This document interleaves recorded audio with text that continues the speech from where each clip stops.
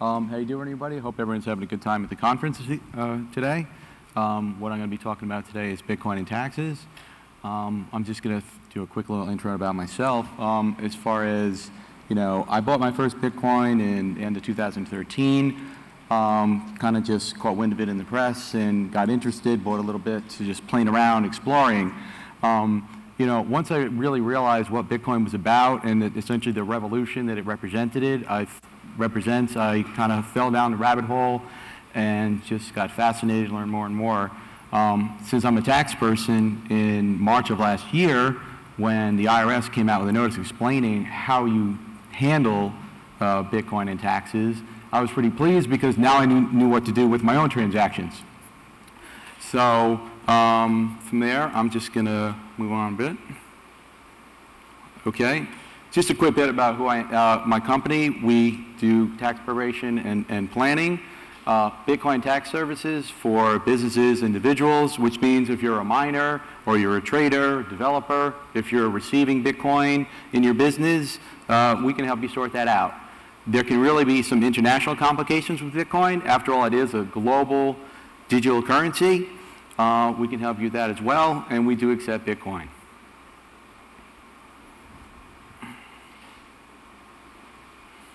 Okay, just a quick agenda. Oh, wait a minute. Great. First, I'm going to cover selling or exchanging Bitcoin.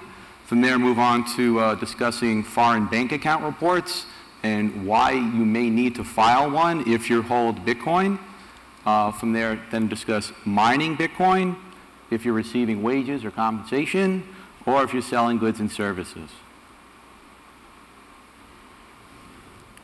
Okay, here are the key facts that the IRS stated in their notice last spring. You have income on the day that you sell your Bitcoin, you mine it, or you receive Bitcoin for the goods and services. And what you get is the dollar value of the Bitcoin or the other cryptocurrency that you receive on that day. I'd like to note that U.S. citizens and residents, we're taxed on our worldwide income. So what that means is we need to report income from all our sources. If I have an account in, I don't know, Poland, where I used to live, and there's sufficient money in that account, I need to report the balance info on that, any income that comes in there. If I was, for instance, trading on a foreign exchange, this stuff is still reportable. So it really doesn't matter where your activity is going on. You need to let the IRS know about that. Okay. Just briefly, last spring, the IRS issued a notice about Bitcoin. They call it a convertible virtual currency. Why don't we just call it a crypto? Okay, but that's their jargon. In the notice, essentially, the IRS said, okay, Bitcoin is a new asset. It's a new asset class. We're going to clarify how our existing body of tax law applies to this new type of asset. The IRS said Bitcoin is property. So for most purposes, it's going to be treated as a capital asset. The treatment for buying and selling is identical to a stock. And I'll go on to that in a moment. I'd just like to note that the IRS has had a year now to update their instructions for the forms. So Bitcoin is mentioned on the instructions for an individual tax return, for a 1040, for reporting your gains and losses, and on for other forms like a W-2, which most of us have got at some point in our lives.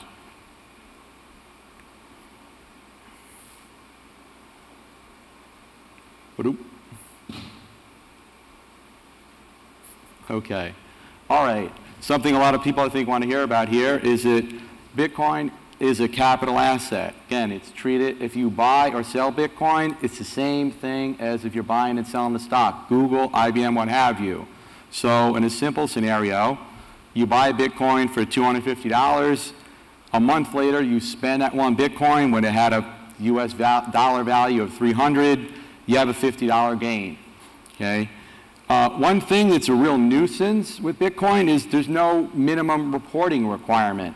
So if you go to a coffee shop and spend $5 on the proverbial cup of coffee, you're actually supposed to report the transaction. It's really kind of a pain in the neck, but unfortunately there is no minimum reporting amount. One thing that I found real helpful in sorting all this out is firm called LibreTax. They have an online tool to help you calculate your gains and losses. Just thought I'd mention them. I am part of their referral program. I think they're a great tool. All right. If you're an individual and you sell or you trade or exchange your Bitcoin, by which I mean you buy it, let's say it goes into a wallet at Coinbase, and then you later purchase something on Overstock.com, that is a transaction, and you're going to get a gain or loss on that. So for individuals, you have either long-term gain, if it's you buy your Bitcoin and sell it more than a year later. If you do that, it's a 15% rate, unless you have a very high income of over about $400,000, and then it's 20%. But if it's short-term and the transaction is within the same year, then that can go. There's no special short-term rate, and the tax rate goes all the way up to 39.6. Okay. One thing some people might be interested in is, what if you lost money trading or otherwise exchanging your Bitcoin? Let's face facts. Last year, the price started quite high, probably close to 1,000. It actually bottomed out at about 200 at one point. So what if you bought high and sold low? And the answer is you have a capital loss. You can report this on your taxes, and you get to use that loss. Any gains you have, you can offset with your losses. And if you have no gains at all, you can reduce your income by $3,000 a year. And if it's more than the $3,000, it carries forward forever. So if that happened to you, you can still pick up the loss. Of course, I would like to add, you need to report it. You know, from speaking to different parts of the community, let's be realistic, a lot of people aren't reporting what they're doing with Bitcoin. The choice, okay, let's be serious, okay? The choice is up to you, but the IRS has spoken on this, and the tax deadline is April 15th. If you haven't sorted this out yet and you still need to file, I'd suggest you do an extension and get yourself some more time. Okay. If a business is selling or trading Bitcoin, there are no special long-term gains rates. It's going to be the same gain or loss calculation that you need to do. You look at the cost basis in dollars when you purchase that coin, and then what was the value in dollars when you exchange it. That's how that works. Okay. One other topic that people kept asking me about, and this is something that frankly the IRS hasn't spoken directly to this. What I've been talking about here is if you purchase your Bitcoin with fiat dollars in our country, and then you later exchange it for goods or services or other dollars. Well, what if you purchase your Bitcoin and then take it and exchange it for a different cryptocurrency, and then later take that second currency and cash that out to something else? It's not so uncommon. People do this all the time. I've talked to people who have these questions. So here's a case. You bought a Bitcoin for $250. 2 months later, it's now worth $300. You exchange it for one Austin coin. That's a brand new coin I've got together with some of the friends I met here. We've issued it, and it's out. Okay? So we buy an Austin coin that was worth $300 at that time. 2 months after that, now we sell it for $350. So the question is, well, what happened here? Do we have a like-kind treatment where we have a linked transaction where you have $250 cost basis and then you end up selling out for $350 and that's when you're supposed to pay your taxes? And I would answer, no, you don't. Each transaction in the chain is individual, and you're going to need to calculate gain and loss on that. Some altcoins aren't real. It's not so easy to sort out what a dollar value is, but basically all coins, their price can also be denominated in terms of Bitcoin. We know what Bitcoin's price is. We can get to a dollar value for these sorts of transactions. If you really want to dig deep into this topic, I wrote a paper on this, and it's in the proceeds of the conference. Okay. As I mentioned, I want to discuss foreign bank account reports and why you might need to do this if you're in Bitcoin. The foreign bank account report, or FBAR, is required to, excuse me, this needs to be filed if a U.S. person or business has at least $10,000 in all foreign accounts. And if you don't do this, the penalties are huge. It starts with $10,000 for each account that you do not report. So if this isn't done, it can get expensive very quickly. Also, people can get roped into this if they're a part owner in business overseas and they just have signature authority. That's another way. But the question is, well, what if I have Bitcoin outside the United States? Does this apply to me? Okay? And the answer is, last year, FinCEN said, no, you don't have to file these reports. However, we don't know what they're going to do for the 2014 filing deadline yet. This report for last year, it's not actually due until June 30th of this year. So it's really an open question. How does FinCEN treat Bitcoin and other cryptocurrencies for this type of reporting?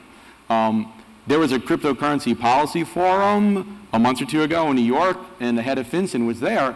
And during the Q&A, I asked the question, are people going to need to report this? And her answer was, I'm not sure yet. So, more will be revealed on that. But I do want to state a concrete case where if you have a account with a Bitcoin exchange and you need what will trigger this, what if you took $10,001 and you wired it to a foreign exchange, okay, in a different country? You had that hard currency, the dollars, in that account for a day or a moment. That then gets converted into Bitcoin. You hit that 10,000 bucks and you would need to report that account. There are other attorneys, I spoke to about that, and they're in agreement on that one. How else could you end up with fiat currency in a Bitcoin exchange? Well, what if you were doing some trading and then you decided rather than send the Bitcoin back to the US, you wanted to cash out the fiat and you have $15,000. So you've got money in there according to FinCEN's definition, and you'll need to do the form. Okay. Mining income is actually a little more straightforward than some of the other things we discussed. The IRS says that if you don't have a business, and let's say you're just got a couple miners and you're actually trying to make money on this on a small scale, which we all know is pretty tough, your income is the dollar value of the Bitcoin that are mined on a given day. However, Bitcoins and fractions are mined that particular day. That's the value of the income you need to report to the IRS. I'm kind of talking about a simple situation where you just own your miner.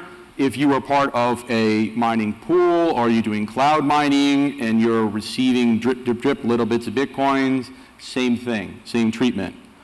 However, if you're, excuse me, if you're a mining business, the Bitcoins that you receive on a given day, those are your revenues. You reduce them by whatever your expenses are. If you're paying your expenses in dollars, this reduces your income. If you're paying them in Bitcoin or another crypto, you need to translate that into dollars because the IRS only speaks dollars.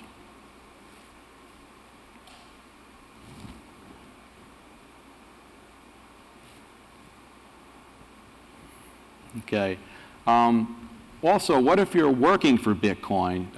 The most common scenario that I've come across is when someone's doing some project work and someone sends them $1,000 for something that they do, Bitcoin of $1,000 value.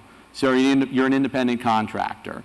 Your income is the dollar value of the Bitcoin that you get on that day. Okay? Your employer should issue you a 1099. Frankly, I haven't seen one yet. I don't think companies are doing this, but it doesn't matter if you get the 1099 or not. If you earn the income and you got paid, you need to report it. For wages, similar situation. We keep going back to the dollar value of the Bitcoin on the day it's received. and the employer is supposed to issue a W-2. The IRS actually stated this explicitly in their notice last spring. What I want to emphasize here is it's a two-step transaction. When you receive that $1,000 of Bitcoin, you have ordinary income, but you also have a cost basis of $1,000 in a capital asset. So you got your $1,000 of Bitcoin, and now, unless you exchange it on that first day and immediately cash out to fiat, where you get that exact dollar value, when you then take that Bitcoin and exchange it, buy other cryptos, buy this, buy that, you need to book a gain-loss transaction on every step of the way. It's a pain, but unfortunately, those are the rules.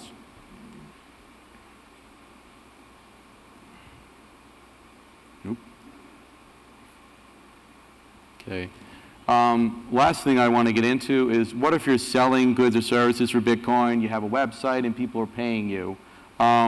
Again, we keep coming back to the dollar value of Bitcoin. Someone sent you invoice someone for $100. Your revenues are the dollar value of the Bitcoin on that particular day. Same thing with expenses. We always got to go back to dollars. If you're using a payment processor like Coinbase and you have an instant exchange option, it's fairly straightforward because you're not going to have to deal with a gain or loss. However, if you receive your Bitcoin and then you hold on to it, you book your revenues in dollars on that day, and then you're going to need to sort out a gain or loss on whatever else happens next.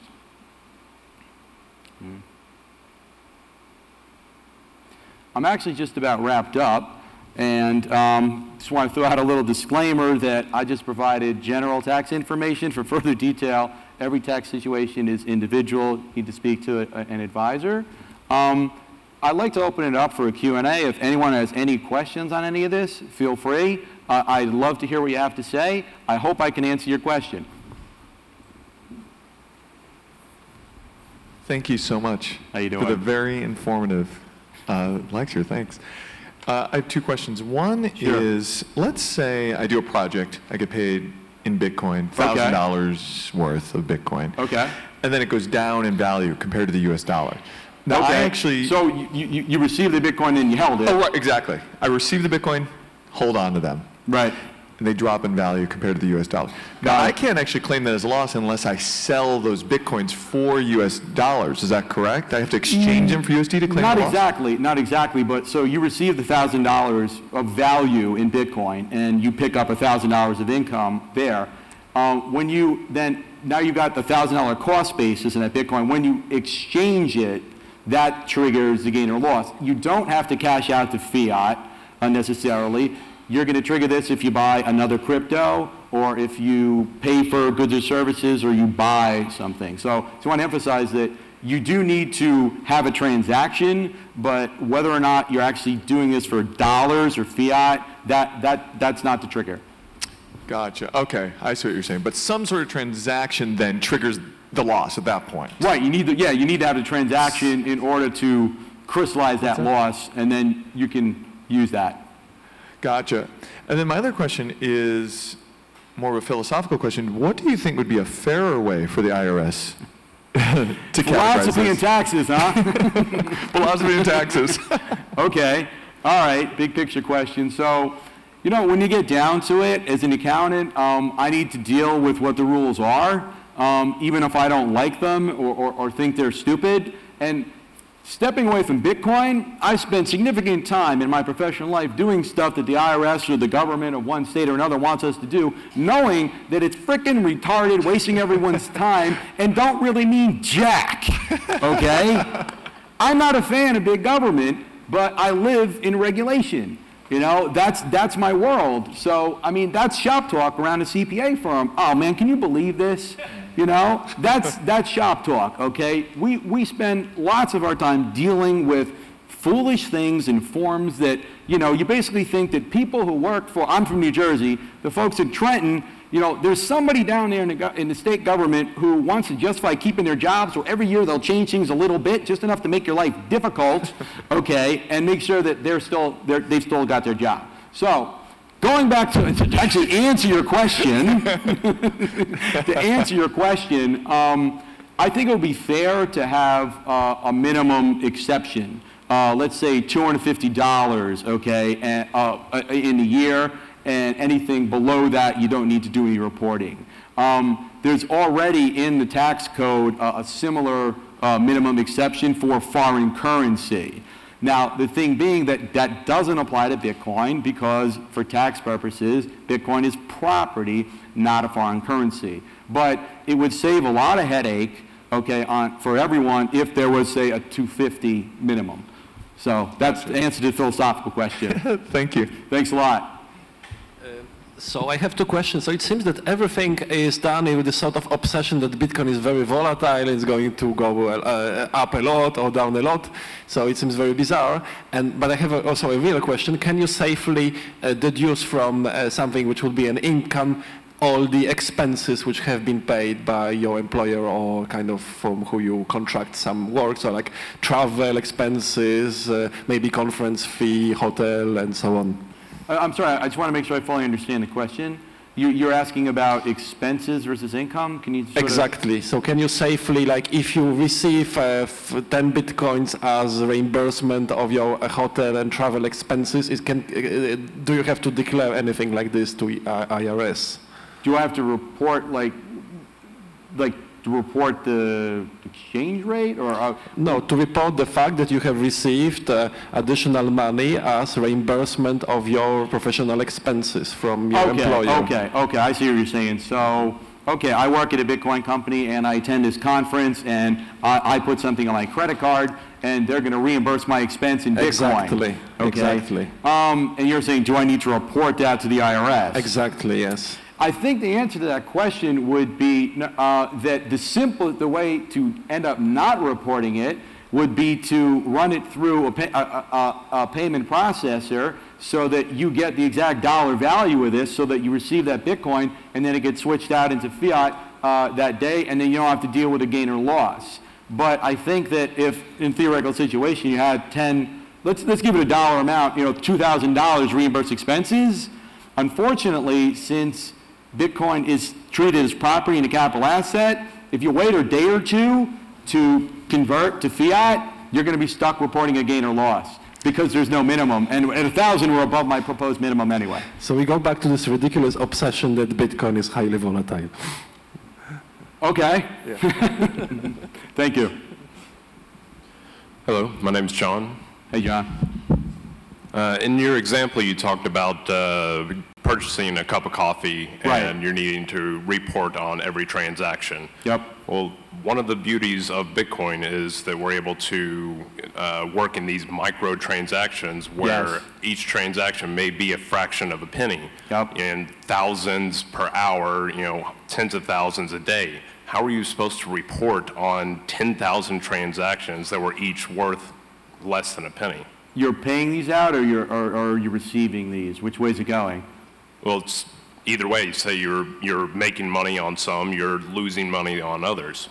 Okay, so essentially the question is, how are you going to report micropayments for whatever reason that you're receiving, whether it's a business or as an individual? I think the only way to approach it would be to look at the dollar value of the micropayments and to book that, even if they are pennies. Pennies do tend to add up into dollars, which get bigger and bigger. I would want to have to deal with that, but if someone was willing to pay the fees, I'd give it a try. Thank you. Hi, my name is Rodolfo. I've got a quick question regarding international jurisdiction. Okay. I may not be able to answer that, but go on. I just would like to know, if I decide to put my account under the name of a company in Bermuda. Okay, are you a U.S. citizen or a resident? No, let's assume you are. Let's just assume a U.S. citizen does this, okay. Okay, so because the ownership of that company could be on the name of a friend in Chile, for that matter, or whatever. Okay. And I am making payments in Bitcoin in the U.S. Right. Okay. I'm incurring expenses in the U.S., but they're all being paid by this foreign account on my behalf here in the U.S. Okay. How would you account that in terms of reporting to the IRS? Is it a foreign ownership and resale of a property in the U.S.? And as such, if so, and if so, how would you account for it in terms of the reporting to the IRS, this movement? Okay, so in the big picture, transactions that take place outside the United States, even if they're treated differently under local law, we need to look at U.S. law. Yeah, exactly. And I can give you a practical example of I worked with a Bitcoin trader who had multiple accounts outside the U.S. The info that we received from those trading platforms is in a different format, but we pulled it into a tool, and because we need to get his trades into a U.S. gain and loss situation. So I guess the big picture answer to your question is whatever occurred in that company, we need to look at that in terms of U.S. law rather than the jurisdiction it's in. Yeah, but that company is because it's a company established in the U.S. Oh, okay. If the company is established overseas, right, and it's transacting on U.S. territory, how do you account for that to the IRS? So, all right, I think maybe I misunderstood your question. Yeah. You're saying you have a foreign entity, yeah, which is then transacting in the United States. Yes. Okay. Can you fill me a little more? Well, because you see the thing is about the property law. If you're looking at the property law, okay, so this is why I'm so interested in this particular aspect, is because here you're selling property, which is actually not a house, okay? So if you're selling a house, it's very simple. The property is located in the U.S. It's real property in the U.S. Now, if you're talking about a Bitcoin account, well, it's virtual, okay? Sure. So now, but you are still being viewed under the IRS as it being property that you are buying and selling. Correct. As if you are in the States. But the ownership of that property could be a foreign entity which is essentially transacting on U.S. territory just by paying, buying a Starbucks or whatever. Now, essentially, I think in the big picture to answer this is there is a body of tax law about what if there's a foreign entity with U.S. source income, then I'm just trying a simple example. Yeah. Someone buys a piece of property, there's 100% foreign ownership, and they rent it. The income from that property gets reported to the IRS in whatever state that they're in. So if there's U.S. source income, then that gets pulled into U.S. law. Okay. It's a fairly complicated, dense, area. But I'm just trying to give a big picture answer. Okay, thank you. And then a quick another question is that if I choose to report my financial statements in Bitcoins, is that possible under U.S. law?